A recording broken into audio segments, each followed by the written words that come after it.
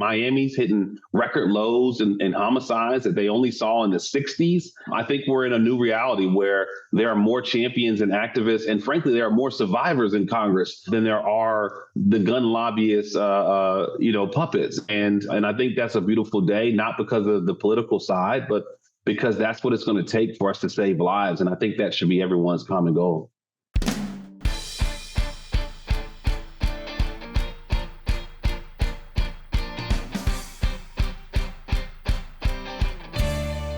Hello, and welcome to the PoliticsGirl podcast. I'm your host, Lee McGowan. Let's get into it. I feel like we've been talking so much about the election lately, so much about Donald Trump and his trials and the horse race with Joe Biden, and I thought it might be nice to take a step back and talk about the actual governing the Biden administration is doing to try and make the American people's lives better. Sometimes we need to take a break from all the criticism of government and acknowledge the importance of government, especially when they're doing good things. One of those good things was the recent creation of the White House Office of Gun Violence Prevention. Because as we watch people die to gun violence in our country every day, as we see America put on no travel list because of our gun violence epidemic, as we witness our suicide rates and accidental deaths by firearms grow exponentially, we clearly can't continue to do nothing. To talk about this new organization, I am joined today by Greg Jackson. Greg is the Deputy Director of the White House Office of Gun Violence Prevention and a Special Assistant to the President. A survivor of gun violence himself, Greg has been a gun violence prevention leader for over 10 years, leading the Community Justice Action Fund, a national survivor-led gun violence prevention organization. He has testified before Congress and regularly appeared on an array of media outlets, including Time, CNN, The Problem with Jon Stewart, The Washington Post, and the HBO documentary The Price of Freedom. So without further ado, please welcome my guest, Deputy Director of the White House Office of Gun Prevention, Greg Jackson. Welcome, Greg. Awesome. Thank you for having me. Excited to be here. Oh, thank you for joining me. I should start by paraphrasing Chris Brown, who's the president of Brady United Against Gun Violence. And she says, there are a few issues where the stakes are as high as gun violence and the steps to prevent them are so straightforward. So we know what we should be doing, and yet here we are. Mm-hmm. Yeah, I mean, it's so real how serious this issue is for our country and for so many Americans. And, this is real for me. I'm a survivor of gun violence. And so I had that rude awakening 10 years ago when I was shot walking home. And there's nothing more eye-opening than being rolled into an emergency room and being told that you only have minutes to live, if the surgery doesn't go through. I was alone and I was a rare case, but every year over 140,000 people are shot or killed. And so since I was shot, nearly 1 million people have gone through this nightmare, and it inspired me to action. I think it's inspired survivors all over the country, but it's definitely inspired our president to action. And I'm excited to talk more about the work that we're doing. Yeah.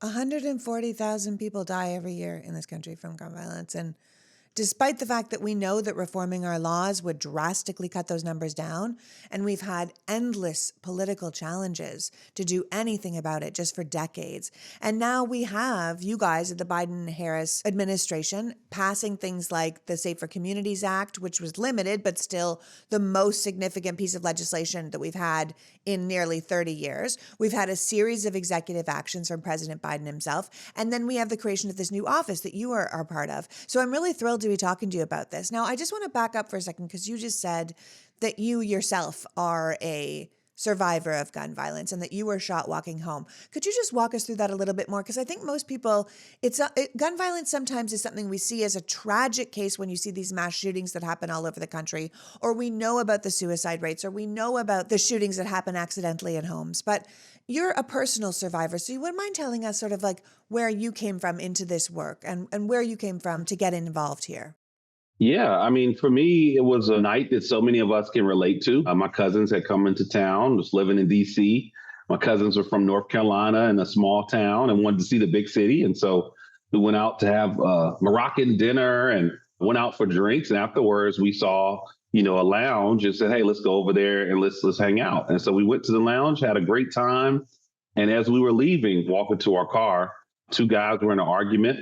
And we thought it was nothing. And as we were walking past, it exploded into gunfire and I was shot. And, the bullet that hit me hit two arteries and I couldn't believe it happened. I didn't want to believe it happened. But then I found myself just fading in and out of consciousness and realizing that I was fighting for my life in those moments, and I had to do all I could to stay calm. And then I was whisked away to the emergency room, and there I was met with investigators that questioned me and my whereabouts and why I was there and what role did I play. And I never forget that feeling because I was so frustrated that I'm here trying to defend my innocence before I even knew what the damage was done, right? So after that, I was able to meet my surgeon, and he shared I only had about 26 minutes to live. And again, this bullet hit two arteries, so I was bleeding at a really fast pace. And I thought, hey, all right, let's get this one surgery done, and I'll get back on my feet and get back to life. But that wasn't the reality. I had to go through 6 different surgeries. It took 6 months to learn how to walk again. And that trauma and pain is with me forever. Over $20,000 in hospital bills, had to leave my job, had to move from my apartment. My car got towed. I mean, I went through so much and actually had to move back in with my parents for a few months during my recovery. And I went from just, a 20-year-old man, young man living a good life, trying to show my friends and family a good time to now fighting for my life and trying to figure out how to recover from this really tragic medical emergency. And, all of that was so painful. But the one thing that really struck me was when I turned on CNN in my hospital room and I saw legislators refusing to take action on the issue of gun violence because I was shot 3 days after the failed Senate vote for universal background checks after the Sandy Hook tragedy. That was the all I needed, to light that fire, to start taking action, because I saw firsthand that while people like me all over the country are going through these tragedies and fighting for our lives or losing our lives and losing our loved ones, our leaders in Washington just saw it as a political football and not something to take action and to prioritize. And so I made a commitment in my hospital room that if I ever get out of this bed, that I will do all I can to help change things. And I never thought I'd be in the White House, to be honest. But that commitment led to a lot of activism for me. And I know that moment of survivor is huge for so many people who've been impacted in their transition to activism. Absolutely. And honestly, it's such a perfect example that you were an innocent bystander in someone else's altercation with firearms. Because I think in many ways, the country is an innocent bystander in a lot of people's interaction with firearms. I think it is not a choice that we have made. It is not something we are all just trying to live our good life. We're all trying to be out here doing something. And this violence is coming at us against our choice and against our will. And I think about how Trump is talking about in the future, if he gets back into office, he's going to have universal carry for everybody. And I think, no, that's going to bring me so many more Greg Jacksons struggling and doing what you had to do and going what you had to go through. And I think the majority of the people don't want that. So let's talk about your office. Let's talk about the Office of Gun Violence Prevention, because as I understand it, you are working on not just implementing the elements of the Bipartisan Safer Communities Act and the executive actions taken in President Biden's first term, but you're just generally trying to make the country safer. Can you tell us what you're working on? Yeah, well, first of all, this administration has seen this issue as a priority since day one. President Biden actually, before he was formally inaugurated, acknowledged this as a public health crisis on December 21st of 2020, and the first president to see it as more than a crime crisis. And since day one, we've seen multiple executive actions. The first round in April of 2021, amongst those dozens of executive actions, many of which are policy tweaks and resources for life-saving strategies. One huge spotlight was the passage of the Safer Communities Act, which you spoke of a little bit earlier. And this bill is huge because not only does it have key policy changes, it also released $15 billion for violence prevention strategies. It created things like the 988 Suicide Lifeline, $750 million for red flag laws to be implemented in states that have passed those laws, $250 million for violence intervention programs that can do gang and interpersonal intervention when there are those disputes amongst folks who share a community. But it also made very big changes to how we manage firearms in our country. It enhanced our background check system so that if you're under the age of 21, there's now 2 additional checks. They check on your mental health records and your juvenile history before approving that purchase. And to date, there's been over 600 denials, which is a 25% increase in denials of purchasers under 21 since this law was passed in the summer of 2022. And this is huge because we actually went through the stories and we saw some really scary stories, to be frank. I mean, we had someone who was attempting to buy an assault weapon. And when they did that check on their mental health records, found out that he had been involuntarily placed in an institute for suicidal ideation and posting online about wanting to take his own life. But if that enhanced check wasn't there, he would have that assault weapon wait for him when he returned home. Another person we saw that was attempting to buy firearms, when we called local law enforcement, we found out that he was incarcerated for attempted murder. And so if he had gotten out on bail, frankly, he would have had guns, legal guns waiting for him at the store after that background check. And so these 570 plus denials are huge, but that's one major part of the bill. I think one other huge thing that we like to highlight, it actually the largest investment in youth mental health in American history, adding 14,000 school-based mental health professionals to our public school system. And that's huge because we only have 40,000 right now. So once these dollars are fully implemented, we'll have a 35% increase in individuals that can provide a helping hand to children and youth that are in crisis. And then the last big thing, which I'm really fired about to highlight, is for the first time, we make gun trafficking a federal offense. And this bill actually creates 4 strike forces that are now working to go out and find those who are buying guns for profit and putting them in the hands of those who are most vulnerable, whether that's youth or communities that are being most impacted by violence. And so this historic bill was huge for us to start thinking, how do we prevent violence before it happens and before that gun is drawn? And then also, how do we get dollars to work to save lives? And so our first big charge as an office is to expedite the implementation of the Bipartisan Safer Communities Act and the president's executive actions. Yes, we know implementation will happen and can happen eventually, but our team is helping to make sure it's getting done as fast as humanly possible, knowing that every day that passes, that these tools aren't at work, that lives are being lost. Our second big charge is to identify new solutions and new ideas to address gun violence. And so we're looking at, okay, is there more that agencies can do? Is there more that the policy can do? Are there dollars that are being unused that we can apply to this effort? Or can we just focus and channel our resources to strategies or communities that are most impacted? And we're starting to already see some pretty great success. One innovative thing is we rolled out a big safe storage of firearms awareness campaign with the Department of Education. And this is huge because I think when we think about school shootings and youth suicide and a lot of the violence that happens across the country, we often think about it as, a boogeyman in the alley, selling a gun, or somebody at a gun show that hands someone an assault weapon. But when we look at the statistics, 76% of school shootings, the guns come from the home. And when we look at youth suicide, 80% of those guns come from the home. And unintentional shootings and accidental injuries, 76% of those come from the home. And so this safe storage campaign is focused on how do we start to educate parents, teachers, and adults, frankly, on how to safely and securely store their firearms so that we can start to slow down this access problem that we know is fueling a lot of the violence across the country. So the Department of Education actually charged every public school principal and every superintendent in the country to start leaning in on this issue and provided resources and materials to educate and provided even a toolkit and draft letters to send to parents because we knew that parents and teachers want to be a part of the solution and not just reacting with active shooter drills and reacting to tragedy, but starting to be proactive. And we're starting to give them tools to do that. So that's one example of our new solutions that we're identifying. Our team has also figured out how do we better respond to tragedies. I'm standing here in front of a picture of the vice president and the second gentleman as they were in Buffalo. And one terrible thing about Buffalo was that despite all of the media coverage, despite all the trauma and the tragedy, the community was left to pick up the pieces alone.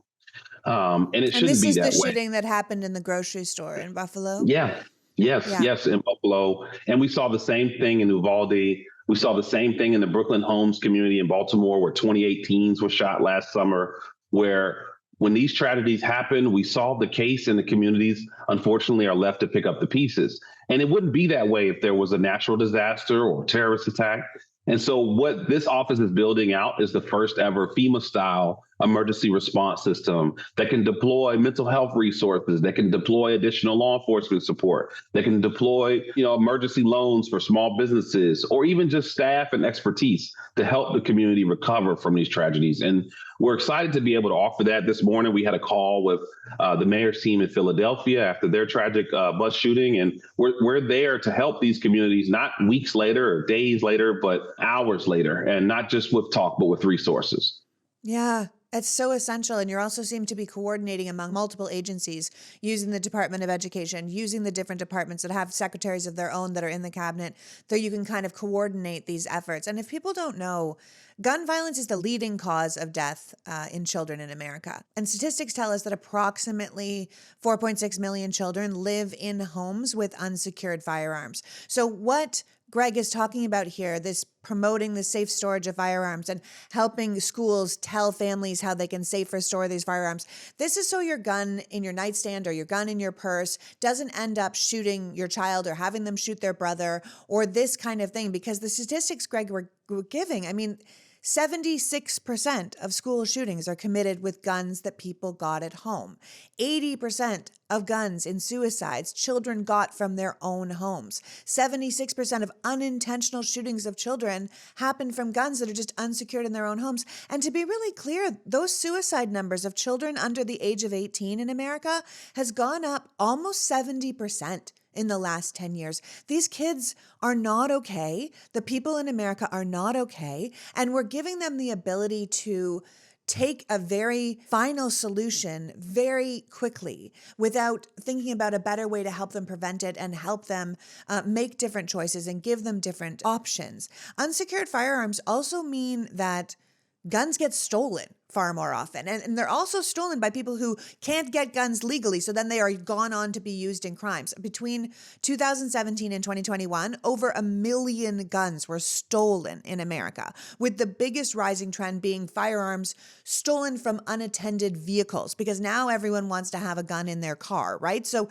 this idea behind the executive actions and these choices and these coordinations with different parts of the government are trying to help less accidents happen, but also less crimes happen with these guns. And I'll tell you, Greg, I've personally believed for a long time that guns in America should have to be not only registered, but that people should be held personally responsible. Like we should have liability for our weapons, because if a toddler takes a gun out of your purse and shoots his brother, I really do believe it should be as if you pull the trigger. If your teenage son takes your gun to school and shoots 8 people, I personally think you should be responsible for those teenage deaths. If your gun accidentally goes off and kills your granddaughter, you should be held responsible, because I think if we were held responsible either financially or legally for what happens with our personal weapons, people would get really serious really fast about what real safe storage was, what really locking up, what really being a responsible gun owner was, because we're starting to see this a little bit more with like those parents being held responsible for their teenager using the gun. And Ethan Crumbley's parents are now being held responsible. He's a 15-year-old. If you guys don't know him, he committed a mass shooting in Michigan's Oxford High School a few years ago.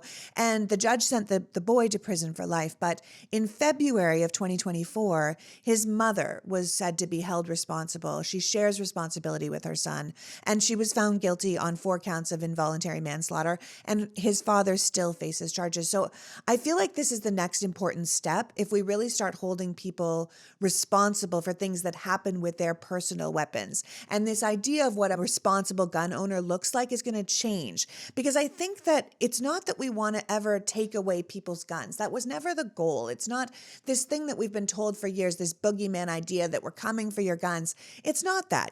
People have said for years, oh, well, cars kill people.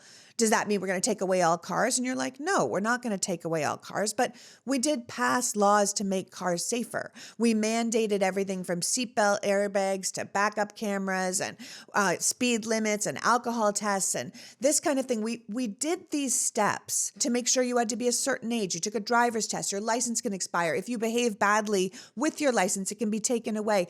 These limits didn't regulate cars. They just made driving safer for everyone.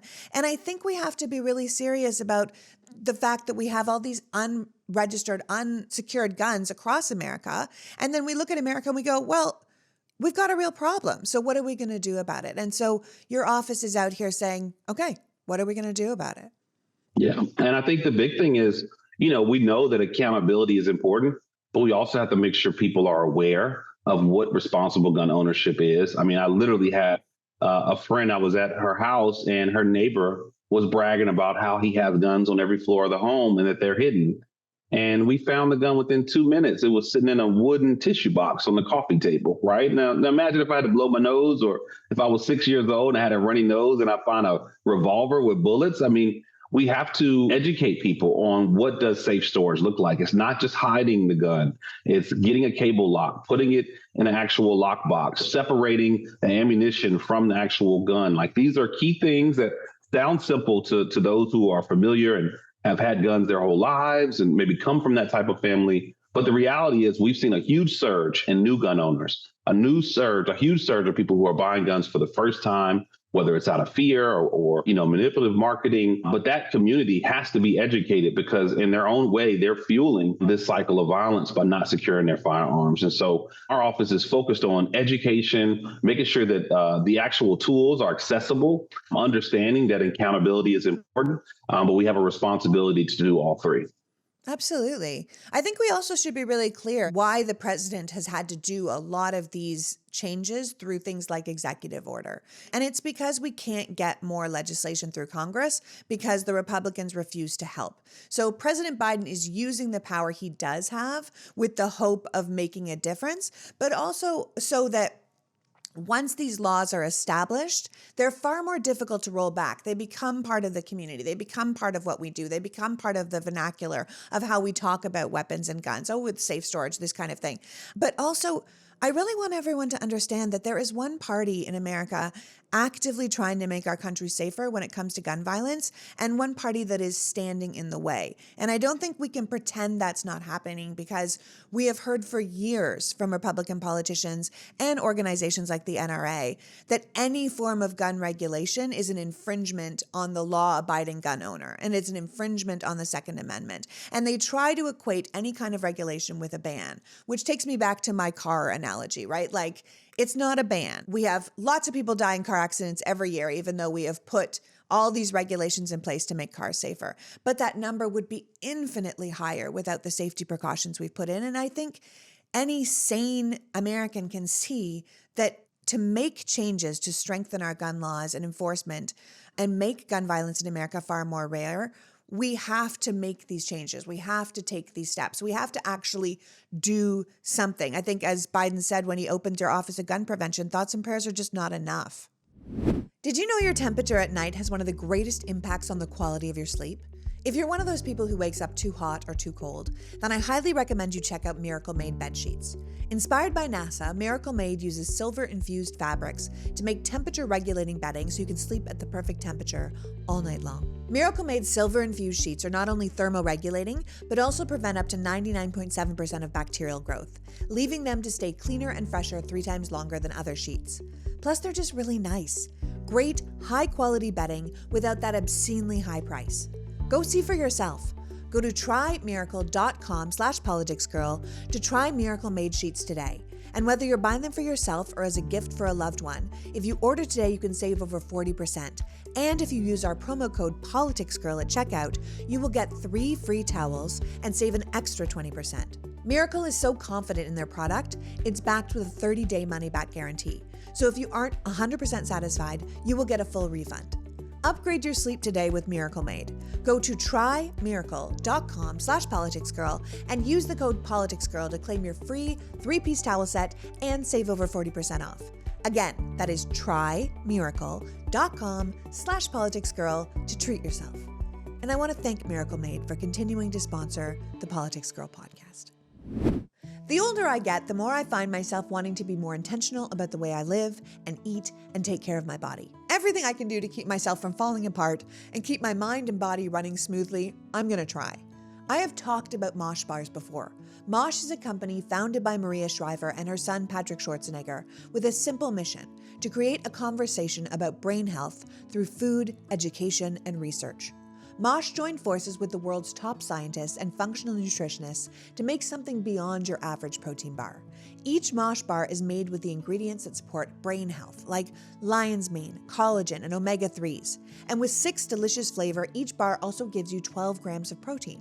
Plus, they also have a line of plant-based protein bars, if that's how you eat. Now, I've been so busy lately that I've been eating mosh bars all the time. I just run out of time to eat, and I know that if I can at least get a mosh bar into my body, I won't be running completely on fumes. I keep one in my bag. I have them in my office. They're an essential part of my, non-balanced life. I love them. My favorites are the lemon and white chocolate and both peanut butter crunch ones. And here's the best part. Mosh donates a portion of all proceeds from your order to fund gender-based brain health research through the Women's Alzheimer's Movement. 2/3 of all Alzheimer's patients are women, and Mosh is working closely to close that gap between men and women's health research. This is a personal mission for Maria. Her father suffered from Alzheimer's, and since then, she and Patrick have dedicated themselves to finding ways to help other families dealing with this debilitating disease. So if you want to find ways to give back to others and fuel your body and brain, Mosh bars are the perfect choice. Head to moshlife.com/politicsgirl to save 20% off plus free shipping on your first 6-count trial pack. That's 20% off plus free shipping on your first 6-count trial pack. moshlife.com/politicsgirl. Today's podcast is brought to you by Honeylove, who have revolutionized the bra game. They were the ones that said, why do we have to have this horrible underwire and bulky fabrics that don't breathe? And they created bras that give you the lift without the hardware. It's next level comfortable, and I have no doubt you will feel the difference. As I said before, I could probably get away with not wearing a bra, but I have friends that literally sleep in their bras, which is why I'm really pleased to recommend Honeylove's best-selling crossover bra. It is super comfortable with all the support, but it's also kind of sexy. I wear mine with their fantastic matching shapewear, and I don't feel like I'm wearing some weird grandmother girdle or like I'm a giant sausage. I also have to tell you that Honeylove just came out with an incredible line of leggings. They're smooth, they're soft, they're high enough in the waist so that kind of holds it all together, and there's no seam in the middle where the legs come together. And I know if you're a girl who knows leggings, then you know what I'm talking about, and it's not cute. These leggings are so good, and I highly recommend you check them out. I love them. So treat yourself to the best bras on the market and the most fabulous leggings and save 20% off at honeylove.com/politicsgirl. Use our exclusive link to get 20% off at honeylove.com/politicsgirl. And after you buy, if they ask you where you heard about them, please support the show and tell them that we sent you. Treat yourself to Honeylove, because let's be honest, we kind of deserve it. honeylove.com/politicsgirl. As Biden said when he opened your Office of Gun Prevention, thoughts and prayers are just not enough. No, they really aren't. And unfortunately, in my work over the past 10 years, I've met so many survivors and so many families. We went down to Lewiston, Maine, and this wasn't televised, but the president sat down with every family that lost someone, with the exception of 2, because I think they were in funeral services, but every family. And we sat with them for hours just to hear them out and to hear about the pain, but also to honor the legacy of those who were lost from such a senseless shooting. I can't imagine what it would be like to sit there and say, okay, well, get over it. Or like what the previous administration shared, like this president genuinely wants to take action. And when these families say, we need you to do something, with tears in their eyes and photos of their loved ones, this president means business when he says we're going to do something. And that's the energy that he brings to us and to our office. I mean, we have a meeting in the West Wing every morning at 9:10 a.m. And we're specifically working through how are we reacting and responding to recent tragedies, and then how are we moving the ball forward on all of these policies, because we all know that we care about those who have been lost and harmed and impacted. But I mean, I think that the true signal of how much you care is how much you're willing to change things and how much work you're willing to put in. And that's exactly what this administration is doing. And maybe we're not on social media every day, but we are working tirelessly every day. I mean, we left here at midnight yesterday. The day before that, we left at 11. I mean, we're here as long as we possibly can, because we just know that this crisis is impacting our communities every day, that loss is happening every day. And if we can inch the ball forward on any of these policies or resources to communities, then we can save lives. And that's something that we think is a way to honor those folks beyond the thoughts and prayers. Yeah, absolutely. And I think you're also dealing with a president who understands loss and understands losing people. And I think that type of empathy is so useful when you're a leader. Because like you said, the previous administration just made a speech that said, yes, there was a violent shooting and yes, this happened and yes, people lost their loved ones, but like, we got to move on. We got to move forward. And if you're a person who's lost your loved one in America, it doesn't matter if it was to gun violence, but lost them early, you understand you don't just move on from that kind of loss. You're not like, well, and now, no, that's not how it works. I think that it's so essential that we start looking at these unnecessary deaths and we say, you know what, no more, we don't want this. And these changes have been so difficult because of all the lies and the half-truths and the myths that have been fed to us from the gun industry to sell as many guns as possible. We have to be honest, it's a capitalistic kind of dream, no matter the cost. And that, I mean, no matter the cost is like, well, your children's lives are, the price of our guns. And I think, no, that's not what I'm willing to pay. And I think that's not what most people are willing to pay. Now, I understand you guys have also launched the Safer States Initiative to reduce gun violence and save lives at the states level. So would you talk me through what's going on with that program?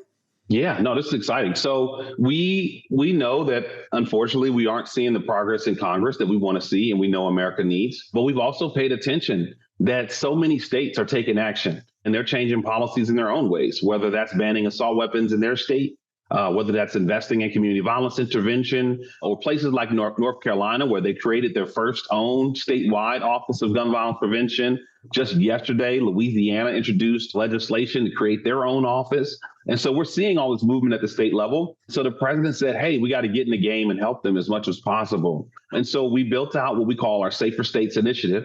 And we brought together legislators from 39 states to come to the White House to share what's working, what challenges they're facing, and highlight some of the states that are seeing tremendous progress, even in some of the toughest political climates. And as part of that, we also rolled out our Safer States agenda, which is, our recommendations of what we think can be done to address this crisis. And there are 14 policy specifications in there, everything from creating trauma recovery centers to help communities after the tragedy, to looking at what we can do around safe storage, lost and stolen guns. But it's a full spectrum of solutions to address this crisis. And many of those solutions in there are bipartisan, and some of them were Republican proposed. And so we think this package itself is something that can help states across the country. And since then, we've been working with different state leaders, helping them develop their public safety package or violence reduction strategies. And we've seen 27 of those 39 states advance legislation in a major way. And we're excited as state legislators are ending their session soon, we'll start to see which one of those bills pass and what changes can we see and celebrate. But we are just so excited about all of the energy. I mean, this was actually the largest convening of state legislators for the entire term of this administration. They came because of this issue of gun violence. And I think while we may not see the energy or the enthusiasm in Washington, it's very clear at the city and state level that this is a top issue that folks are ready to get to work on. And so we're excited to partner in those efforts. That's marvelous. And also we should note the 11 states that stayed home on that issue, right? There are states that really do not care. And I think we need to be really clear. Those states all have the same leadership. So it's a lot of things that you guys are doing. And I'm just going to walk people through a couple of things because you were just saying them, like you're establishing state offices of gun violence prevention. And it's about funding community violence interventions and funding law enforcement initiatives to kind of hold shooters and gun traffickers truly accountable for what they've done. Like you said, implementing red flag orders, which are also, for people to know, they're also called extreme risk protection orders, which allow certain individuals to petition the courts to temporarily remove access to guns from someone who is in a crisis. Like you said, we're going to strengthen support for survivors and victims of gun violence, including these trauma recovery centers that you're talking about, establishing these gun violence response teams to help communities, like you were saying, really deal with it the way we would a natural disaster. Like these communities are torn apart by this kind of violence. And instead of just being like, well, you're on your own, sorry about that, these are offices that will really help and bring funds and expertise to people who really need it in their time of crisis, because it's very overwhelming to people. And it also feels like it's about states putting in stronger laws and programs in place that would impose kind of a clear standard of what the penalties would be for people who don't follow the law, right? Like if you Yeah. don't correctly store your weapon and it ends up being used for violence. And I think any kind of accountability like that is good because it kind of changes the dynamic. And you were talking earlier about one of the things in the Safer Communities Act is these expanded background checks for individuals under 21, right? And how effective that's being. And just so people understand, this has allowed the FBI to kind of look into any relevant juvenile mental health records, state records, and it's been working to make sure these guns don't fall into the wrong hands. And these background checks, they've kind of denied firearm sales to people under 21 by 25% who really were deemed unsafe to be buying or purchasing a firearm. And that is amazing because that really changes the violence that can happen to people. These are usually the boys that commit mass shootings, these young boys that go into schools, this kind of thing. But the states could help out a lot here if we're talking about the states, because I know Congress has only given the ATF the resources to inspect about 10% of gun dealers every year, which leaves 90% kind of unchecked. And the states could really help out with that. Yeah. And, Fill in and, those blanks. definitely. I mean, the states can help. We also need more resources for the ATF. I mean, we're fighting hard to make sure that they have the resources to hold folks accountable, whether it's, reining in rogue gun dealers, finding and prosecuting gun traffickers, but also doing those very critical inspections to ensure that those who are selling firearms are obeying the law. And I think that's something that no matter where you are on the aisle, you can celebrate and support that. We need stronger laws, stronger accountability, but we also need to protect this culture that means so much to so many people by ensuring that those who are selling firearms are being responsible. I did want to just share one other big thing. As excited as we are about the progress we're making, it is real for us every day that we're losing so many people. And unfortunately, in the wake of these tragedies, we're seeing so many new activists, and we're saddened by it, but we're also inspired by how we're seeing so many new folks take action. And this movement of organizations that are fighting to prevent gun violence continues to grow and grow. And we went from a world where maybe there was one or two organizations trying to take on the NRA or take on the gun lobby, and now there are thousands of organizations and millions, frankly, of activists and survivors. And so for those folks who are tuning in, I just want to thank you for all of your hard work as a fellow survivor and a fellow activist. That a lot of the change we're seeing is only possible because of that pressure and because of that activism. And it starts at the local level. It's happening in states. And now you're seeing it with this administration happen in the White House. Yeah. I mean, honestly, gun violence has been a huge and growing problem in America for decades. And it's always felt like there was so little we could do about it between the NRA lobbyists and the Republican pandering to them. And there was this period of time, we had like 20 years where we couldn't even use federal funding to do research on gun violence because of something called the Dickey Amendment, which was passed in 1996, which prevented federal funds being allocated to promote gun control, which was essentially meant that we eliminated all funding for any gun-related research. And then you add to that the lapsing of the assault weapons ban in 2004, and we found ourselves in this country where, as we were saying, the number one cause of childhood death is now gun violence, and we've become the land of mass shootings, right? So it's infuriating, especially since the majority of this country wants it to be different, and we want common sense legislation, and we don't want to be afraid going to movies or concerts or Super Bowl parades or, anything that we do. We don't want to live in a world of fear. That's not freedom. And we talk so much about freedom in America. And if you're constantly terrified of going anywhere, that's not free. We're not free. Does it feel different to you working in this office under this particular administration and this leadership than it has over, say, the past 20 years? I mean, I think we've made tremendous strides. And you speak of the 20-year mark. I mean, I just think back to May 4th in 2000 when George Bush Jr. was elected, and the NRA president told the members that we will now, with this new president, we will be working out of the White House. The NRA was bragging about that. And that was 20 years ago, a little over 20 years ago. And now I'm tuning in to you, literally standing in the White House Office of Gun Violence Prevention, surrounded by a president and vice president and survivors and activists. and youth who have been impacted, literally hanging from the walls while we fight forward to advance this change. And it is extremely inspiring. I mean, we saw last year a 12.4% reduction in homicides across the country. We're starting to see some cities see drastic reductions. I mean, Miami's hitting record lows in homicides that they only saw in the 60s. I mean, a lot of the work is happening. A lot of the impact is being felt. And frankly, a lot of the lives are being saved. And that's not happening by accident. That's happening because of life-saving resources, because of policy changes that are working.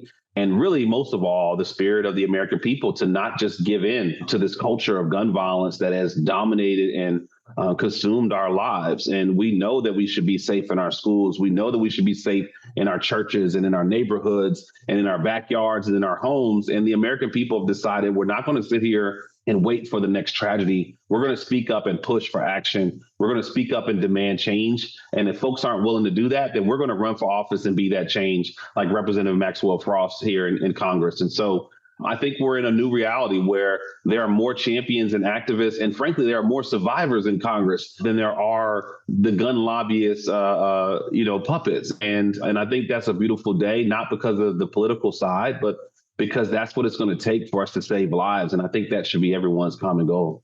I mean, from the beginning to end of what you just said, it's all about we the people, right? We the people are done with this. We the people are voting for something different than this. We the people are choosing legislators and community leaders that are going to make our lives safer, that say this is enough and we've had enough and we don't want this. Yeah. And we have to put leadership in those positions. We are not powerless. And I think people need to remember that we are not powerless. We can create these grassroots groups, support these grassroots groups, support politicians that support common sense gun legislation. This has never been about taking from anyone. It's about expanding our freedom to live a life of happiness and safety in a nation that we should feel safe, and we currently do not. And I just want to thank you for the work that you do, Greg. I want to thank the administration for making this a serious issue that we're addressing. And I want to thank you for joining us. So please tell us how people can keep up with your work and what we can do to help with gun violence prevention in our own homes and our own lives. Yeah. Well, I'm so excited. This week, we just launched our social media handles. And so we are now. New social media. Tell me about it. So we're on Instagram. You can follow us at White House OGVP 46. There's only a few White House accounts, so we shouldn't be too hard to find. And then on Twitter or X, we are at WHOGVP. And there you'll start to see more about some of these life-saving and historic announcements that we're starting to make. And if you're thinking about how you can take action, I think there's really three things you can do. One is just don't give in to fear. Be that brave voice that speaks out for change, that breathes life into a world that's always talking about death and despair. Inspire those around you that we can change this. And this doesn't have to be our reality. And just that mentality shift is a huge way. And I'm sure you'll identify solutions in your own way to help us with this issue. Secondly, make sure you're holding your own family and community accountable, making sure that they're securely storing their firearms. If they do decide to purchase a gun, if they're thinking about the risks that are involved, and that they're thinking about what is the actual goal. Are we protecting our homes and families, or are we buying into this culture that we know has been destroying so many lives? And so holding your circle accountable is huge. And then lastly, we really hope that you'll help us push forward on a lot of these policy changes. There are many things that we can do at the city level, at the state level, and here in Washington. And we need your voices. We need you to speak loud and clear about what you want to see and who you want to lead for you to address this crisis, knowing that we're fighting as hard as we can inside this building, but we need the community to be a part of every solution that we're fighting for. So we're excited to join forces with you. We'll see you online and on the internet. And just thank you so much for having me on the podcast. This has really been a pleasure. So Greg, thank you so much. I think we just have to remember that there's more people out here who believe in positive change, who believe in sensible gun legislation. And I want you guys to know that we have your backs, and we're going to work really hard to elect people who will push for this kind of change and support what you're doing, because literally enough is enough. And most of us just can't take it anymore. Literally. Thank you. Thank you. Yes. So that was Greg Jackson reminding us that we aren't powerless to address gun violence in this country, and that this administration has our backs. He leaves us with three things. Don't give in to fear. Be that brave voice and inspire those around you to know it doesn't have to be like this. Hold your people accountable for safe behavior around firearms. And finally, help those in government who are trying to push safer legislation forward. Be loud and clear about what you want everywhere from your dining room table to the voting booth. I want to thank Greg for joining us today and you for caring enough about democracy to be here. Now go and check out the Office of Gun Prevention's Insta or Twitter and stay informed. Until next week, PG out. The PoliticsGirl podcast is written and performed by me, Lee McGowan, in partnership with the Meidas Media Network, and produced and edited by Happy Warrior Entertainment. All rights reserved.